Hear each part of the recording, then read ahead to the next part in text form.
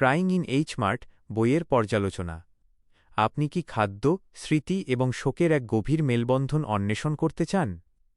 আজকের পডকাস্টে আমরা আলোচনা করব মিশেল জৌনারের অত্যন্ত হৃদয়স্পর্শী স্মৃতিকথা ক্রাইং ইন এইচ মার্ট নিয়ে। এই বইটি কেবল একটি স্মৃতিকথা নয়, এটি একটি যাত্রা। মিশেল জৌনার এখানে তার মায়ের ক্যান্সারে আক্রান্ত হওয়ার বেদনা এবং সেই শোক কাটিয়ে ওঠার পর নিজের আত্মপরিচয় খোঁজার গল্প শুনিয়েছেন। বইটির সবচেয়ে আকর্ষণীয় দিক হল এর সাথে খাবারের সম্পর্ক। কোরিয়ান ঐতিহ্যের সাথে মিশেলের জটিল সম্পর্ক এবং মায়ের হাতের খাবারের স্মৃতি আঁকড়ে ধরে রাখার জন্য তিনি যে লড়াই করেছেন তা প্রতিটি পৃষ্ঠায় ফুটে উঠেছে। যারা স্মৃতি বা শোকের গভীরতা নিয়ে পড়তে ভালোবাসেন তাদের কাছে এই বইটি এক অনন্য অভিজ্ঞতা দেবে।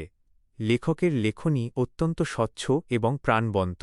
একদিকে প্রিয়জনকে হারানোর অসহনীয় যন্ত্রণা, আর অন্যদিকে পরিচিত খাবারের মাধ্যমে পাওয়া সান্ত্বনার উষ্ণতা, এই দুইয়ের বৈপরীত্য তিনি চমৎকারভাবে ফুটিয়ে তুলেছেন। পরিশেষে বলতে চাই, সংস্কৃতি ও রান্নার গভীরতা নিয়ে এটি এক অনন্য বিশ্লেষণ। এটি আমাদের মনে করিয়ে দেয় যে খাবার কেবল আমাদের পেটই ভরে না, এটি ভালোবাসা, শোক এবং নিজেকে নতুন করে আবিষ্কারের এক অবিচ্ছেদ্য মাধ্যম হয়ে উঠতে পারে।